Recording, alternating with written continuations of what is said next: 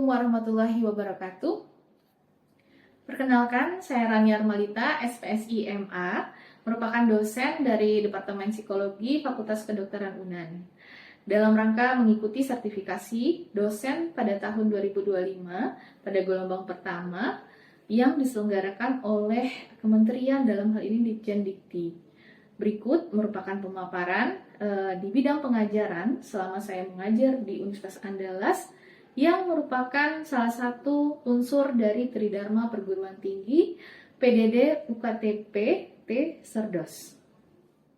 Pada kesempatan kali ini saya akan menjelaskan tentang rencana perkuliahan semester atau RPS pada mata kuliah Psikologi Sosial dan juga sekaligus video pengajaran pada mata kuliah tersebut. Yang pertama tentang RPS mata kuliah Psikologi Sosial. Pada mata kuliah ini dengan kode PSI 60316 itu bobot SKS sebesar 4 SKS pada mahasiswa di semester 3. Berikut capaian pembelajaran dari program studi psikologi yang menjadi CP dari mata kuliah Psikologi Sosial pada mata kuliah yang saya ampuh. Selanjutnya, capaian pembelajaran pada mata kuliah atau yang disingkat dengan CPMK. Nah, pada mata kuliah ini terdiri dari 7 CPMK. Yang pertama yaitu mahasiswa mampu menjelaskan konsep dan metode penelitian psikologi di bidang sosial secara umum. Kemudian, yang kedua, mampu menjelaskan tentang proses berpikir sosial atau kognisi sosial. Yang ketiga, mahasiswa mampu menjelaskan bagaimana memahami identitas diri dan identitas sosial. Selanjutnya, yang keempat, mahasiswa mampu menjelaskan konsep dari prasangka, diskriminasi, stereotip, dan stigma. Yang kelima, mahasiswa mampu menjelaskan konsep, faktor, kemudian juga proses terjadinya dan pengaruh pada tema relasi interpersonal, kemudian relasi kelompok dan antar kelompok. Yang keenam, yaitu mahasiswa mampu menjelaskan konsep dalam perilaku konteks sosial atau yang kita kenal dengan perilaku agresivitas dan prososial. Kemudian yang terakhir, yang ketujuh, mahasiswa mampu menjelaskan penerapan teori psikologi sosial dalam isu kontemporer. CPMK yang sudah disampaikan tadi kami turunkan menjadi sub CPMK, di mana pada mata kuliah ini terdiri dari 18 sub CPMK. Kemudian metode pembelajaran yang dilakukan di dalam kelas mata kuliah Psikologi Sosial diantaranya adalah dengan metode presentasi, kemudian metode diskusi, tanya jawab, interaktif, dan juga beberapa ada yang menggunakan kuis. Pada mata kuliah Psikologi Sosial ini, referensi utama dari mata kuliah ini kami memutuskan ada 3 referensi utama. Yang pertama bersumber dari buku Psikologi Sosial yang karangan Beren and Branscombe pada tahun edisi yang terbaru 2023, kemudian Meyers dan kawan-kawan edisi terbaru di 2022, kemudian Hope and Vaughan di tahun 2018. Selanjutnya, kriteria penilaian pada mata kuliah Psikologi Sosial itu kami membobot pada ujian tertulis, ujian tengah semester dan akhir semester atau UTS dan UAS itu masing-masing sebesar 25%. Sehingga dapat dilihat bahwa pada mata kuliah ini kita memang fokus mengevaluasi tengah semester dan akhir semester itu karena memang ini adalah mata kuliah teori awal ya dari psikologi sosial, sehingga memang dibobot besar pada tes ini. Kemudian sebagai prasyarat UAS kami juga memberikan tugas akhir berupa esai argumentatif sebesar 20%, kemudian presentasi dan makalah sebesar 15%, dan ada tugas individu sebesar 5%. Sisanya untuk kemampuan soft skill itu terdiri dari kehadiran dan keaktifan mahasiswa di kelas itu sebesar 10%. Berikut video pembelajaran mata kuliah psikologi sosial yang saya ampu. Oke, bismillahirrahmanirrahim. Assalamualaikum warahmatullahi wabarakatuh. Selamat siang teman-teman, rekan-rekan mahasiswa semuanya hari ini. Gimana kabarnya? Alhamdulillah baik. Sudah makan? Sudah. Oke, baiklah. Hari ini kita masuk ke pertemuan 12 ya teman-teman ya. Di layar sudah kita bisa lihat bahwa tema hari ini ada 2 perilaku nih yang kita mau bahas. Oke ya, tentang prososial dan agresivitas. Oke, sebelum kita masuk ya, pernah dengar nggak teman-teman istilah prososial dan agresivitas? Pernah? Oke, Nisa silakan. Izin menjawab, Bu. Oke. Prososial adalah segala bentuk perilaku yang dilakukan oleh seseorang secara sukarela untuk membantu dan menolong serta memberikan manfaat kepada orang lain tanpa mengharapkan imbalan apapun. Contohnya gimana? Prososial. Membantu teman. Membantu teman. Oke. Ya, ada lagi kira-kira? Untuk agresivitas kali. Oke, keren. Agresivitas itu adalah menilai perilaku yang sengaja ditunjukkan ke orang lain yang menyebabkan kerugian kepada orang tersebut. Oke, bentuknya kira-kira seperti apa? Mungkin pada remaja, pada mahasiswa itu bullying, Bu. Bullying. Secara verbal ataupun fisik. Oke, kira-kira dari penjelasan tadi tuh kita melihat gambaran prososial dan agresivitas ini sesuatu hal yang sama atau kira-kira gimana? Bertolak belakang ya. Oke, baiklah. Nah, hari ini akan kita bahas itu ya teman-teman ya. Ada 4 poin yang jadi tujuan pembelajaran kita hari ini, bahwa kita dari pertemuan ini kita akan mendapatkan insight tentang konsep dari dan pengertian dari prososial, kemudian bagaimana dampak dari prososial tersebut, kemudian bagaimana cara meningkatkannya. Ya, meningkatkan perilaku menolong tadi prososial. Nah, kemudian yang ketiga itu dari perilaku agresivitas tadi ya, bagaimana konsep ya dari perilaku agresivitas itu, pemahaman kita terhadap pengertiannya. Kemudian yang kedua, bagaimana teman-teman itu bisa dapat melihat dan menjelaskan dampak dari agresivitas tersebut, dan paling utama adalah cara menguranginya. Mengurangi atau menghilangkan? Mengurangi ya, karena agresivitas itu bentuk perilaku manusia gitu ya. Oke, baik, kita lanjut. Kita mulai dari prososial ya teman-teman ya. Prososial, dan di sini juga ada istilah altruisme. Pernah dengar altruisme?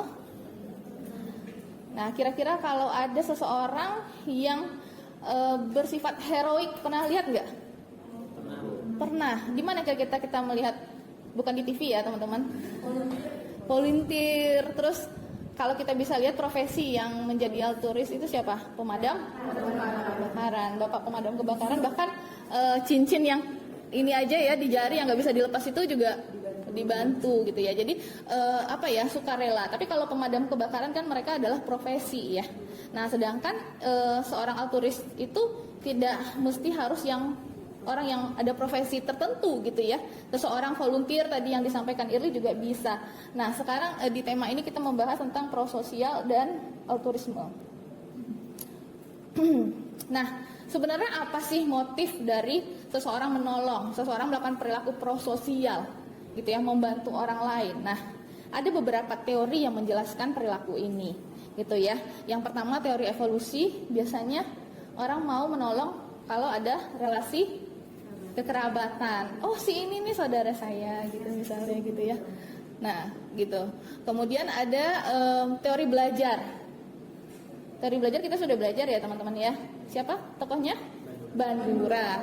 Ya, social learning. Social learning ini berarti kita belajar dari belajar melakukan perilaku prososial atau menolong atau altruis tersebut dari perilaku yang ditunjukkan oleh orang lain. Jadi observasi. Biasanya kapan kita mulai mengobservasi perilaku? Sejak kecil. Jadi peran orang tua gitu ya. Bagaimana perilaku orang tua mempengaruhi perilaku anak gitu ya. Nah, itu menurut teori belajar atau social learning. Ada social exchange juga di sini ya. Bagaimana misalnya pertemanan itu membuat kita ada perasaan untuk mau menolong gitu ya. Oh iya, dia sudah membantu saya mau membantu juga. Kemudian teori empati. Nah, kalau empati kita berkaitan dengan apa ini? Tadi social learning. Kalau empati berarti berkaitan dengan Emosi, ya, emosi teman-teman ya. Nah, ada 3 emosi yang muncul. Kenapa yang melatar belakangi kenapa kita mau menolong? Yang pertama teori hipotesis empati. Ya. Empati itu munculnya itu dari bagaimana kita melihat orang yang membutuhkan. Gitu ya. Kemudian teori sosial, norma sosial ya. Ada norma timbal balik, ada istilah balas budi. Pernah dengar nggak?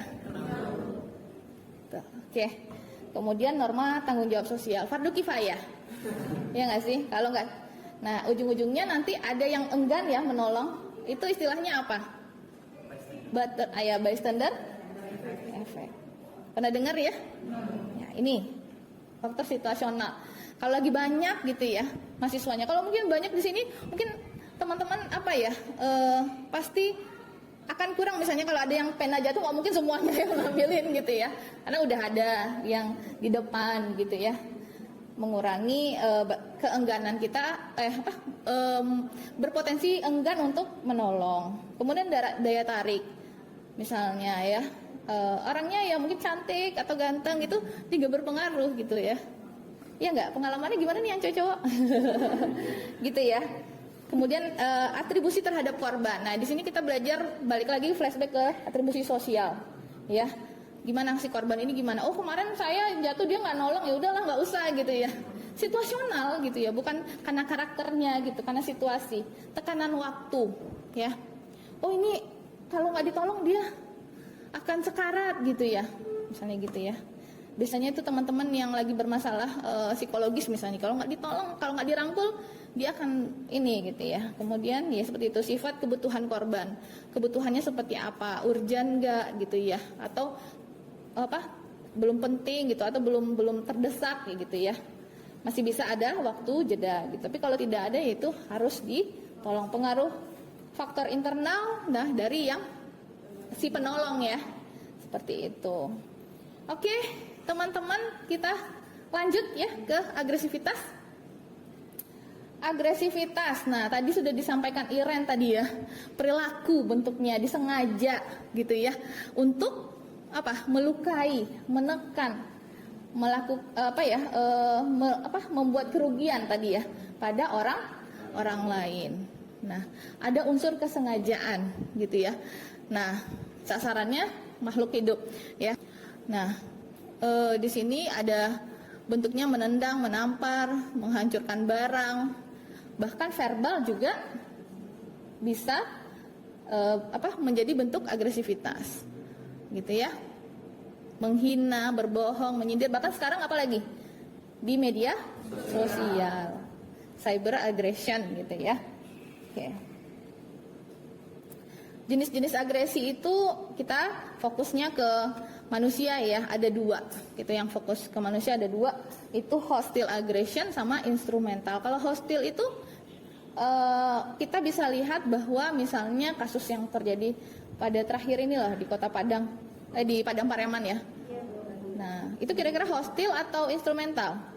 Kalau yang ke pacarnya itu hostile ya, langsung karena dia marah, cemburu, dia melakukan kekerasan kepada pasangannya. Kalau yang instrumental itu seperti kasus apa? Ya, contohnya itu dia kan istilahnya instrumental ya. Instrumental itu artinya apa? Ada sebagai alat gitu ya, alat secara tidak langsung. Nah, itu juga banyak tuh kejadian hari ini tuh, kayak misalnya marahnya kepada orang tua terus anaknya yang dibunuh begitu ya. Seperti itu. Jadi menjadi alat karena dia nggak mau secara langsung kepada yang bersangkutan, jadi dia menjadikan anaknya sebagai pelampiasannya. Kenapa terjadi agresivitas pada seseorang? Ya, nah secara faktor biologisnya memang ini ya, ada kecenderungan bawaan sejak lahir gitu ya, ada dorongan ya, seperti teorinya Freud itu, yang di dalam diri manusia itu sebenarnya adalah insting-insting, ya, dorongan-dorongan yang negatif gitu ya. Kemudian penyebab selanjutnya perilaku evolusioner ya, adaptif. Sekarang tuh agresivitasnya nggak main langsung aja lagi ya, tinggal kirim ancaman gitu ya, kan nggak langsung ya, jadi ya evolusi lah gitu ya. Kemudian pengaruh neurologis juga. Nah, orang-orang yang stroke ya teman-teman, nah itu rentan juga tuh bawaannya marah, kemudian dari marah menuju perilaku yang agresif gitu ya. Kemudian pengaruh genetik bisa juga ternyata. Kemudian pengaruh biokimia juga ya, obat-obatan dan seterusnya.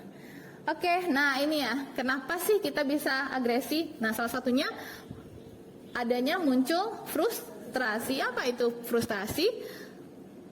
Kenapa kita mengalami frustrasi? Karena terhalang ya dalam mencapai tujuan tertentu gitu ya. Frustrasi nih, kenapa nggak lulus gitu, kenapa belum libur gitu ya, jadi gitu, frustrasi gitu ya, sehingga mengarahkan pada bentuk agresi. Oke, deprivasi relatif. Nah ini karena ketidakseimbangan ya, jadi ketika ketidakseimbangan atau ketidakadilan gitu ya. Nah ketika itu terjadi, orang dari bawah tuh langsung blow up gitu ya, gitu. Kapan kita bisa melihat orang-orang dari teori deprivasi relatif ini? Gimana? Biasanya di mana itu orang demo itu kan ini ya. Nah gitu ya. Jadi gara-gara ketidakseimbangan itu menimbulkan frustasi. Nah, kenapa muncul atau pemicu trigger ya dari munculnya agresivitas ini adalah peristiwa yang tidak menyenangkan gitu ya. Terjadi hal-hal yang tidak diharapkan, kemudian tekanan-tekanan, stresor gitu ya. Kemudian adanya stimulus misalnya gitu ya, misalnya tontonan gitu ya, kekerasan seksual, kemudian persepsi yang salah tentang fakta seksual, kemudian agresi terhadap wanita. Kalau agresi terhadap wanita itu biasanya karena apa?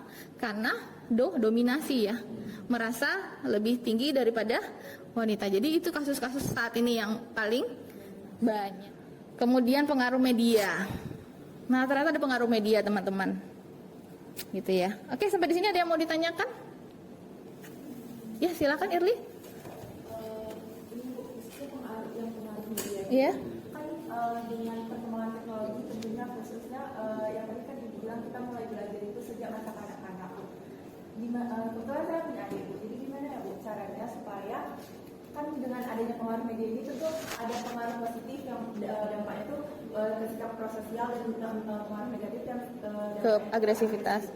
Kira-kira gimana Bu cara saya untuk sebagai kakak untuk mengawasi adik saya terhadap pengaruh supaya terhindar ya dari pengaruh tersebut. Oke. Nah, tadi kan kita sudah bahas di penyebabnya tadi ya, ada penyebab ini. Nah, berarti kita kontrolnya di sini tentang pembelajaran melalui observasi. Berarti sebisa mungkin situasi yang ada di keluarga, di lingkungan sekitar itu memang harus kondusif bagi anak dan berupaya untuk memberikan contoh yang baik gitu ya. Nah, kalau sekarang nih kita tidak bisa mengontrol apa yang ditonton ya. Yang sekarang apa? Tungtung sahur gitu, anomali. Itu memang sangat sulit dihindari. Tapi ketika anak beranjak besar itu harus ada penjelasan-penjelasan yang make sense, yang logis, yang disampaikan bahwa ketika sering menonton ini apa yang akan terjadi gitu ya. Ada penjelasan sehingga muncul insight juga ya. Dan ketika dia melihat keluarganya juga tidak mengakses itu, jadi dia juga membiasakan diri seperti itu ya. Mungkin ya itu yang berat pekerjaannya gitu ya. Oke, terima kasih Irli. Oke. Baiklah, kita masuk ke diskusi kelompok, teman-teman. Oke, saya bagi aja langsung ya. Di kelompok sayap kiri dan sayap kanan, silahkan berduduk berkelompok, berkeliling, ya. Analisa. Tugas teman-teman menganalisa kira-kira kenapa sih atau faktor apa sih yang paling banyak ditemukan pada kasus-kasus agresivitas pada anak. Karena faktor apa? Gitu ya, penyebabnya apa. Kemudian yang kedua, seperti tema yang terakhir tadi, bagaimana cara mengurangi agresivitas berdasarkan intervensi-intervensi yang sudah dilakukan gitu ya dari jurnal-jurnal psikologi. Cukup satu masing-masingnya, silahkan dimulai dari sekarang. Oke, sembari teman-teman diskusi kelompok, saya mau melihatkan ya hasil penelitian saya.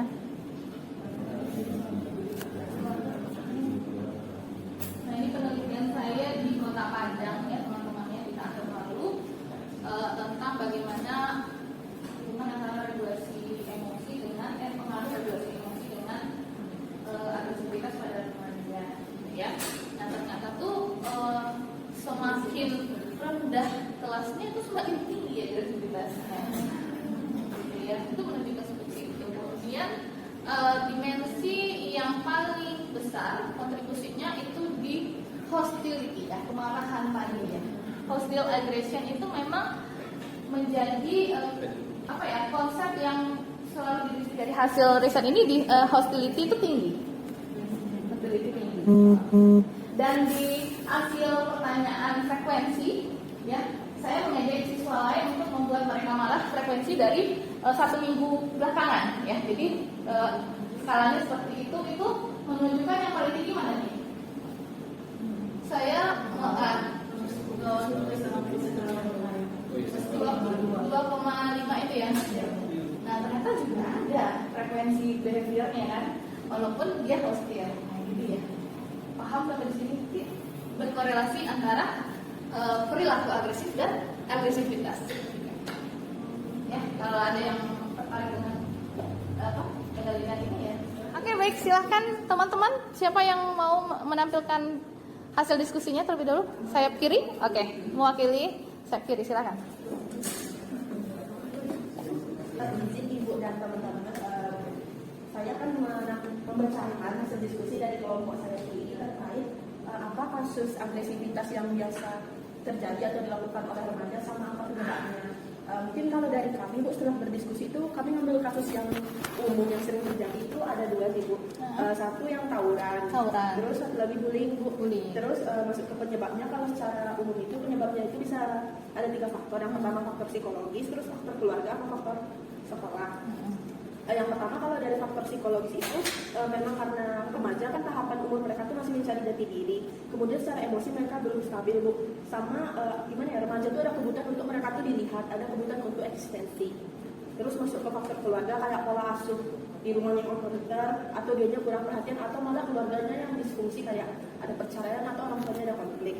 Terakhir yang faktor sekolah itu, Bu, ada yang mereka berkonflik antar mahasiswa dari sekolah, ada sekolah B misalnya, sama biasanya dari guru kurang pengawasan, jadi yang berbasis mungkin itu dari kami. Terima kasih kelompok saya kiri, kita beri tepuk tangan.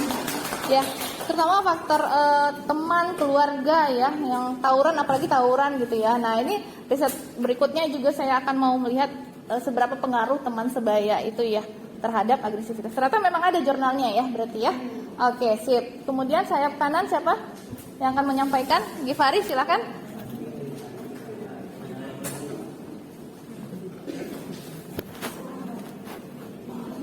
Selanjutnya saya dari kelompok saya kanan akan menjelaskan apa saja intervensi yang bisa dilakukan untuk bisa mengurangi agresivitas. Nah, di sini kami menemukan ada 6 jenis intervensi. Yang pertama itu ada intervensi CBT atau kognitif behavioral therapy, yang dimana pada CBT ini nanti individu pemikiran negatifnya yang dapat memunculkan agresivitas itu diubah jadi pemikiran yang lebih membangun, sehingga perilaku agresivitasnya itu bisa mengecil frekuensinya untuk muncul. Nah, caranya itu adalah dengan cara latihan manajemen emosi dan juga diberikan kasus, sehingga nanti mereka ketika mulai mengeluarkan pemikiran negatifnya itu bisa di-counter dengan pemikiran lebih membangun, sehingga mereka bisa dapat insight, oh ternyata tidak harus seperti ini ya, ada cara lain untuk merespon situasi tersebut. Yang kedua itu adalah latihan keterampilan sosial. Nah, pada intervensi ini nanti individu itu akan dilatih untuk meningkatkan kemampuan sosialnya, seperti berkomunikasi, bagaimana cara mendapatkan teman, dan juga berrelasi dengan orang sekitar. Nah, sehingga nanti harapannya di akhir dia akan bisa menemukan cara yang paling terbaik untuk bisa mendapatkan resolusi dari konflik yang ada dalam hidupnya. Yang ketiga itu adalah pendekatan keluarga. Nah, pendekatan keluarga ini itu sebenarnya itu diberikan ketika memang ada konflik di dalam keluarga. Dalam konseling keluarga atau terapi keluarga itu biasanya nanti pada setiap komponen di keluarga itu seperti ayah, ibu, anak dan lain-lain itu akan diberikan sesi untuk berkomunikasi. Kira-kira dari istri mengekspektasikan ayah bagaimana, dari ayah mengekspektasikan istrinya bagaimana, Keluarga juga, gitu ya. dengan anak-anaknya, sehingga nanti bisa terjalinlah komunikasi yang lebih baik sehingga mereka bisa paham satu sama lain sehingga konfliknya harapannya tidak muncul lagi. Oke, selanjutnya itu ada program yang dibasiskan di sekolah, itu adalah intervensi yang biasanya setiap sekolah itu sudah adakan. Nah, biasanya itu bentuknya adalah manajemen perilaku siswa yang diberikan kepada guru, terus juga intervensi anti bullying. Konteksnya di pendidikan ya. Kondisi pendidikan di sekolah. Sehingga nanti agresivitas dari siswanya anti bullying bisa menurun, dan juga gurunya karena sudah dilatih skill untuk bisa mengenai siswa-siswa tadi, jadi gurunya juga lebih paham lah bagaimana cara untuk menghadapi siswa yang bermasalah. Selanjutnya itu ada intervensi berbasis komunitas. Nah, ini itu merupakan intervensi yang dimana nanti suatu komunitas itu bisa berperan untuk bisa mengalihkan kecenderungan agresivitas seseorang ke hal yang lebih positif, tergantung sama komunitasnya. Kalau misalnya komunitasnya olahraga, paling kan nanti agresivitasnya itu bisa disalurkan dalam olahraga. Kalau misalnya alat musik, berarti ke alat musik. Kalau misalnya kesenian kan bisa dalam kepenulisan atau seni yang dibuat dalam bahasa. Oke. Terus yang terakhir itu adalah mindfulness dan regulasi emosi. Ini sebenarnya adalah intervensi self help yang bisa dilakukan oleh individu itu sendiri, yaitu dengan cara meditasi atau meningkatkan kesadaran tubuh dan pikiran mereka sehingga mereka bisa lebih tenang dalam menghadapi situasi yang dapat memunculkan agresivitas tadi. Mungkin sekian dari saya. Sip, terima kasih Bu Sari. Saya beri tepuk tangan. Oke. Ya, ternyata yang pendekatan yang terakhir itu cukup berat ya, karena mindful gitu ya. Itu sering agak susah kita melatihnya gitu ya. Nah, tapi basis pendekatan intervensinya itu berjenjang ya, dari keluarga, kemudian tadi juga disebutkan di pendidikan, di konteks pendidikan di sekolah gitu, kemudian komunitas ini mungkin saya sedikit luruskan ya, komunitas itu mungkin maksudnya selain komunitas berdasarkan ini ya, yang dibentuk sendiri, misalnya seperti di kawasan mana gitu ya, misalnya kemarin terjadi tawuran itu di daerah Kuranji misalnya gitu ya, jadi klaster Kuranji itu anak-anaknya mungkin perlu mendapatkan intervensi komunitas gitu ya, bagaimana mensosialisasikan, mengintervensi bahwa perilaku tawuran itu tidak ada untungnya dan segala, tidak ada manfaatnya gitu ya. Kemudian bagaimana mengurangi perasaan yang ingin tadi ya, yang seperti Putri bilang ya, keberadaannya diakui. Oke, teman-teman, cukup menarik ya pertemuan hari ini. Silakan duduk kembali ke tempatnya masing-masing. Kita akan tutup pertemuan hari ini. Kira-kira ada kesimpulan yang mungkin bisa menyampaikan? Silakan, apa insight-nya kira-kira? Mungkin dari penelitian saya tadi dapat insight, atau dari apa? Silakan, Irli. Boleh, silakan Irli. Kita hari ini belajar tentang dua perilaku atau dua sifat manusia yang bertolak-belakang. Kalau misalnya terkait prososial, di mana individu melakukan perilaku yang lain dan menguntungkan bagi orang lain, sedangkan agresivitas itu perilaku yang dengan sengaja kita merugikan orang lain gitu. Dan juga berdasarkan dari riset itu tadi terdapat juga beberapa juga dijelaskan oleh Ibu, ada beberapa faktor dan juga ada beberapa penyebab terjadinya agresivitas dan prososial. Oke, dua hal yang berbeda dan sangat perlu direnungkan. Yang satu merugikan, yang satu menguntungkan. Yang mana nih kita pilih gitu ya? Berdasarkan situasinya seperti apa kita. Nanti dari sini kita bisa pahami posisi yang seperti apa membuat kita bisa menganalisa kenapa kita menolong, kenapa kita melakukan agresivitas. Oke, baiklah teman-teman. Cukup untuk hari ini ya. Kita ketemu minggu depan lagi dengan saya di mata kuliah psikologi sosial. Saya tutup. Kurang dan lebih mohon maaf. Assalamualaikum warahmatullahi wabarakatuh. Demikianlah penjelasan tentang RPS dan video pengajaran di mata kuliah psikologi sosial yang saya ampu. Semoga dapat menjadi bahan pertimbangan dalam proses penilaian sertifikasi dosen tahun 2025 ini. Saya mengucapkan terima kasih. Wassalamualaikum warahmatullahi wabarakatuh.